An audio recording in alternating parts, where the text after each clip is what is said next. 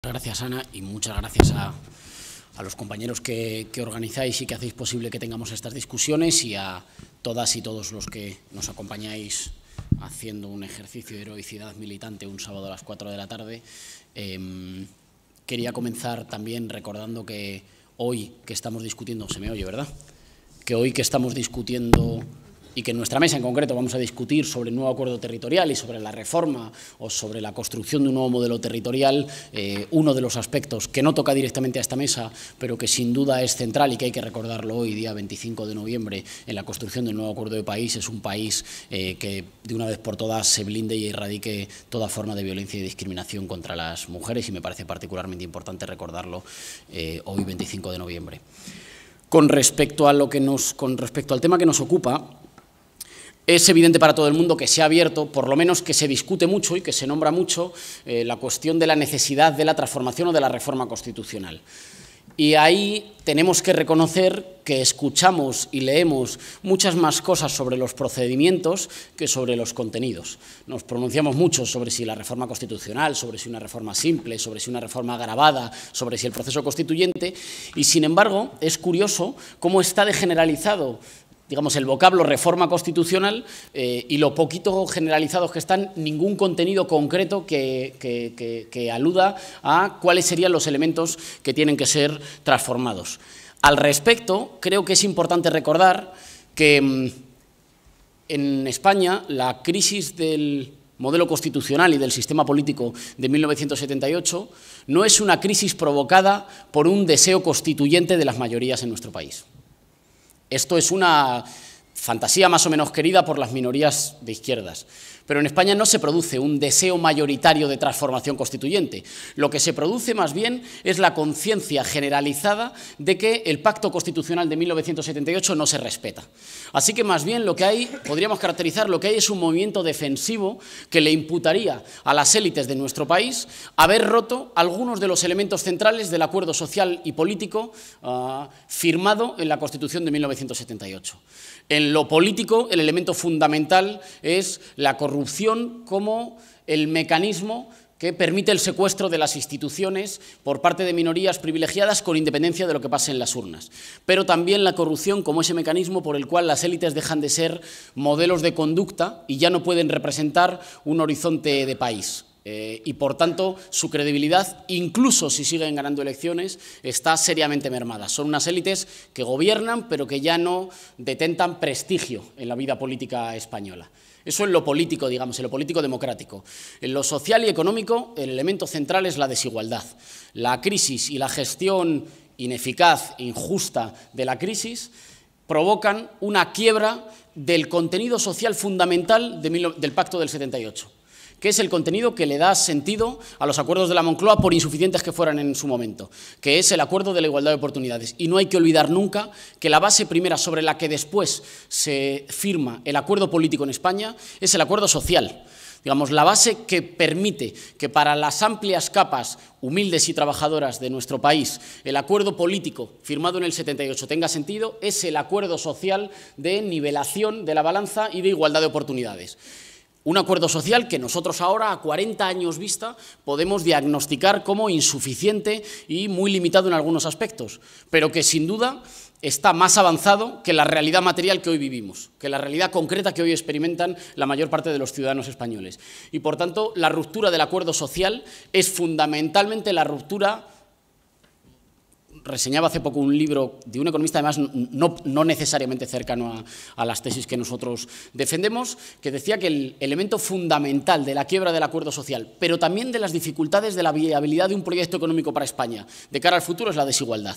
La desigual distribución de renta entre los hogares españoles como el lastre fundamental, por una parte para que haya confianza política y por otra parte para que podamos tener un cambio de modelo productivo no basado en un país low cost y competir por abajo, sino basado en la investigación, el desarrollo, desarrollar procesos productivos con mayor valor añadido, en fin, un modelo de país que se atreva a competir por arriba con un modelo de Estado que tenga una política económica distinta de solo regalarle a los de arriba confiando en que así goteará algo a los de abajo.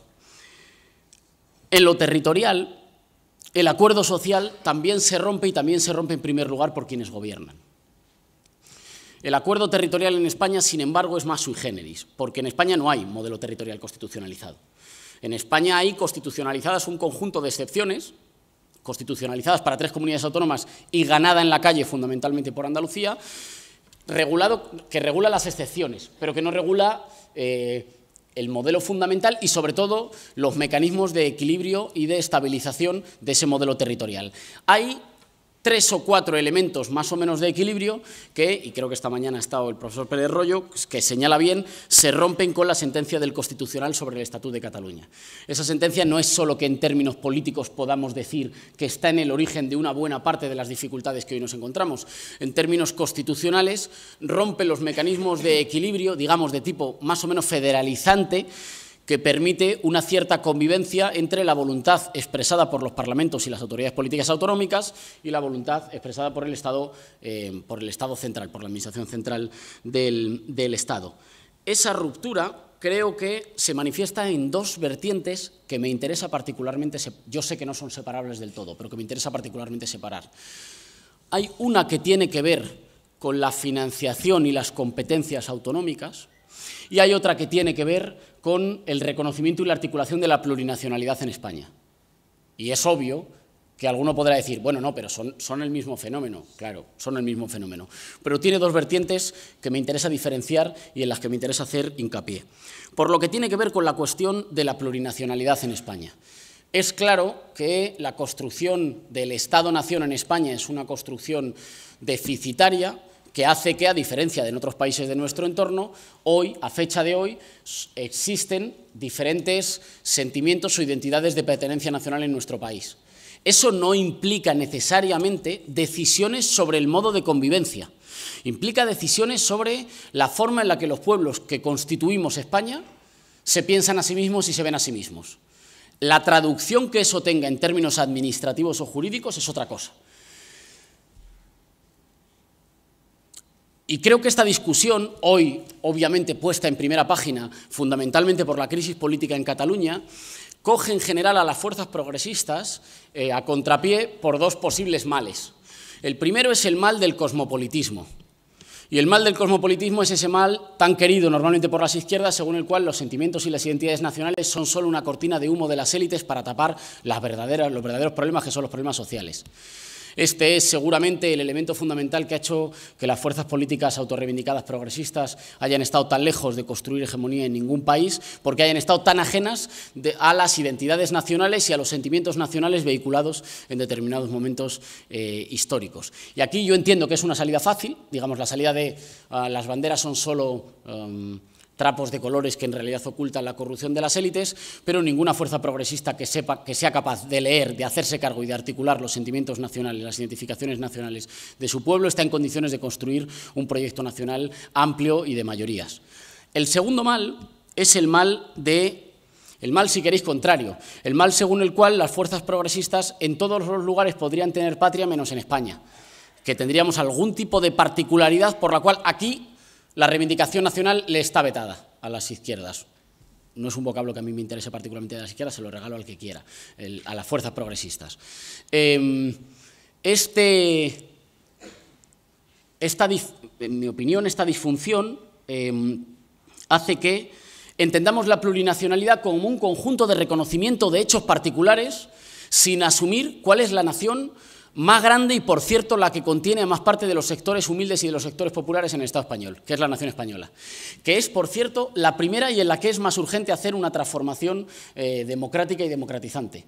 Y, por tanto, cuando hablamos de plurinacionalidad, hablamos, claro que sí, de reconocer que el único pegamento entre diferentes naciones en el Estado español tiene que ser el libre acuerdo, pero que para que ese libre acuerdo sea posible, la primera nación que hay que reconstruir en términos democráticos es España. Y cuando digo reconstruir en términos democráticos, lo digo de forma muy clara, que la identificación española no se construya por oposición a otros pueblos de la península ibérica, sino que se construya por afirmación positiva. El orgullo de una nación cívica, de una nación de ciudadanos que están orgullosos de pertenecer a una comunidad que se cuida, que tiene servicios públicos a la altura de nuestras necesidades, que no deja a nadie atrás, que Se ha modernizado en términos económicos, en términos culturales y en términos políticos. Sin esa tarea de construcción nacional, la más importante y la más urgente en el Estado español, es imposible pensar ningún tipo de acuerdo político marcado por el signo democrático, por el libre acuerdo entre los pueblos de la península, aunque solo sea por la correlación de fuerzas. La segunda de las vertientes tiene que ver con el problema del reparto de competencias autonómicas y del reparto de financiación autonómica. Y aquí tenemos que constatar que el proyecto neoliberal de recortes y de hachazos al estado del bienestar y de recentralización han ido de la mano. Recortes en las prestaciones sociales y en los servicios públicos y recentralización son dos avances siempre y necesariamente paralelos, que hoy nos sitúan ante la necesidad de estar a la altura de que la crisis del Estado de las Autonomías, fundado en 1978, no se cierre con una involución a estadios previos a los del 78, con una involución recentralizadora. ¿Y eso por qué? ¿Por algún problema, digamos, de tipo identitario? No, porque en España el avance de las prestaciones y de la protección social ha ido siempre de la mano de la descentralización y del fortalecimiento de las autonomías y también de la autonomía municipal. Sugeriría para la discusión que cuando hablemos del nuevo acuerdo territorial que necesitamos en España, separemos entre la articulación de lo nacional y, por tanto, qué comunidades quieren un pacto de tipo confederal o de tipo bilateral con el resto de España, y de lo competencial. Es decir, que en lo nacional seamos capaces de reconocer dónde hay un deseo mayoritario de ejercicio de la soberanía con el cual hay que pactar y hay que entenderse, al mismo tiempo que afirmando en lo competencial la necesidad de la construcción de un nuevo modelo territorial en España que asegure que todos los ciudadanos disfrutan de las mismas prestaciones sociales, de la misma protección social y de las mismas garantías, nazcan en el territorio que nazcan. Eso nos obliga, en mi opinión, a pensar el modelo territorial de España combinando elementos de signo federal y elementos de signo confederal. Con respecto ahora que se discute a la financiación, al sistema de financiación autonómica, 4 apuntes rápidos.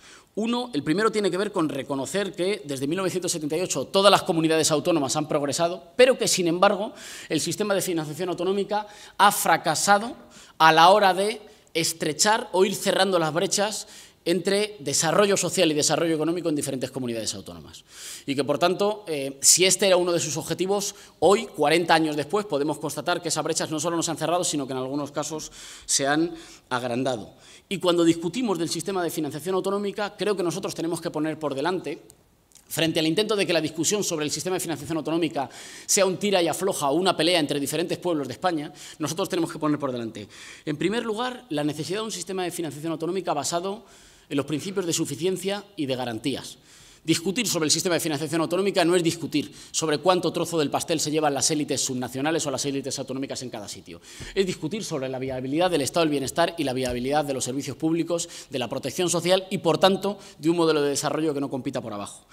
Y eso, lo hemos dicho en muchas ocasiones, en nuestra opinión, pasa por la constitucionalización en la Constitución Nacional y en los estatutos de autonomía de un suelo de ingresos. ¿Qué es un suelo de ingresos? Una vez vista la población ajustada, digamos, entre los criterios de territorio y de peso poblacional, el ingreso mínimo que necesitan las administraciones autonómicas para prestar los servicios públicos que tiene constitucionalizados como responsabilidades en el texto de 1978.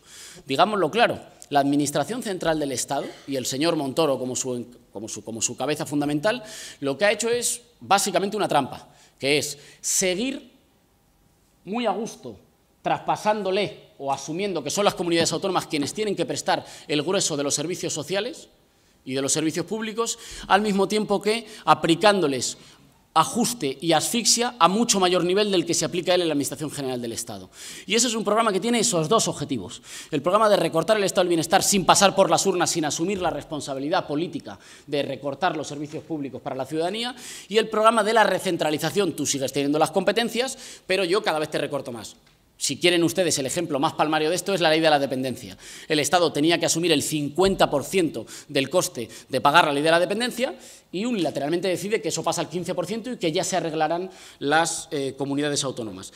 Necesitamos constitucionalizar un suelo de ingresos que parta del reconocimiento de cuánto necesitan nuestras comunidades autónomas para prestar los servicios públicos que le están encomendados ya por la Constitución y a partir de ahí diseñar un sistema fiscal suficiente como para que lo presten. ¿Y ese sistema fiscal en qué se tiene que basar? En primer lugar, hay que romper la discusión horizontal que pone a discutir a unas comunidades autónomas con otras por qué competencias tienen. El problema fundamental no es si hay café para todos, es si hay café para todos mientras que hay mariscada para el señor Montoro y para la Administración Central del Estado. El problema fundamental es cuánta parte de los ingresos y, por tanto, del gasto disfrutan las comunidades autónomas, que son las que tienen que prestar el grueso de la protección social en España, y cuánta se queda la Administración Central del Estado. Y el segundo problema, y aquí nosotros tenemos que ser muy contundentes, es la cuestión de la solidaridad fiscal. De nuevo, tenemos que impugnar el marco o el relato que quiere poner a diferentes comunidades autónomas de nuestro país a discutir entre sí por cuáles son más solidarias y menos solidarias. Y remarcar que el hecho evidente en nuestro país, la insolidaridad fiscal evidente en nuestro país, tiene que ver con que las rentas más altas y los privilegiados no pagan lo que deben, y pagan mucho menos de lo que pagan sus socios en Europa. El Consejo General de Economistas dice que hasta 24.026, según los cálculos, 24.000, 26.000 millones de euros al año perdemos, no por la pugna horizontal entre comunidades autónomas, sino por lo que dejan de pagar los más ricos en nuestro país. Esa es una discusión que se quiere esconder debajo de la pugna o del tira y afloja entre comunidades autónomas. Además de eso, tenemos que afirmar que es necesario dotar de más elementos de autonomía fiscal a las comunidades autónomas para que puedan recaudar a la medida de sus necesidades, que tenemos que pactar un modelo de financiación autonómica. Creo que el Senado debería servir, evidentemente, para eso, porque tal y como está solo sirve como una especie de cámara de veto conservadora en manos del Partido Popular. Debería servir el Senado también para pactar unas normas comunes que eviten que las comunidades autónomas peleen a la baja, peleen por hacerse dumping fiscal unas a otras, a ver quién ofrece mejores condiciones para capitales buitres que invierten, no generan empleo, no pagan impuestos y después se van no generando desarrollo económico en sus regiones. Y, en último lugar, la clave municipal. Los municipios son a menudo, y de esto habrá compañeros que se extiendan más, porque además lo están sufriendo y lo están capeando, yo creo que con éxito y con virtud, los municipios son a menudo los más olvidados en la discusión del sistema de financiación territorial en nuestro país. Y, en mi opinión, los municipios son hoy claves para la transformación política en España y para el nuevo acuerdo de país. Son claves en tres sentidos. Son claves, en primer lugar, porque hoy, de nuevo en España, como en los grandes momentos de transformación democrática en nuestro país, los municipios son la vanguardia de la transformación política y democrática. Hoy, que en la esfera nacional o que en el plano nacional las condiciones parecen ralentizarse o dificultarse, el plano municipal es el plano en el que nosotros somos ya, no en voluntad, no en discurso, no a través de un micrófono por la televisión, somos ya en la gestión cotidiana la demostración de que nosotros podemos poner orden. No es verdad que hoy haya un ámbito o una especie de clima que exige un proceso constituyente a la ofensiva. Podríamos desearlo. Ese no es el clima social que hay en España. Mirad las compras con el Black Friday. No hay un clima social, digamos, impugnador y a la ofensiva. Lo que hay es un clima social, digamos, no sé si habéis visto el último CIS, en el que los ciudadanos valoran que la economía va a ir mejorando. No dicen que mejore para ellos. Valoran, sin embargo, que va a ir mejor. Son optimistas con respecto al avance de la economía y pesimistas con respecto al avance de la política. No hay que ser un genio de la demoscopia para deducir de ese escenario los riesgos de involución conservadora. La economía parece que va a mejorar, pero la política y los políticos siguen siendo un problema. Cualquiera que ahí no vea un riesgo de involución conservadora, creo que está confundiendo deseos con realidades. En un clima así, ¿cuál es el papel de una fuerza transformadora y revolucionaria? En un clima así, nuestro papel es adaptarnos siendo capaces de ser la fuerza que ofrece garantías y certezas. ¿Dónde es el plano territorial donde nosotros ya le garantizamos a la gente que incluso si no votó por nosotros no le hemos quitado un solo derecho, hemos garantizado el orden, ponemos las cuentas en orden, prestamos los servicios públicos mejor que los prestaban los adversarios, hacemos que el aire sea más respirable e incluso atraemos más inversión extranjera? En las ciudades, en el plano municipal. En segundo lugar, el plano municipal está siendo ya vanguardia en algunas de las transformaciones que nosotros reivindicamos para nuestro país. Cuando decimos que en nuestro país hace falta un nuevo pacto para convivir mejor con el medio ambiente, nuestros municipios lo están desarrollando.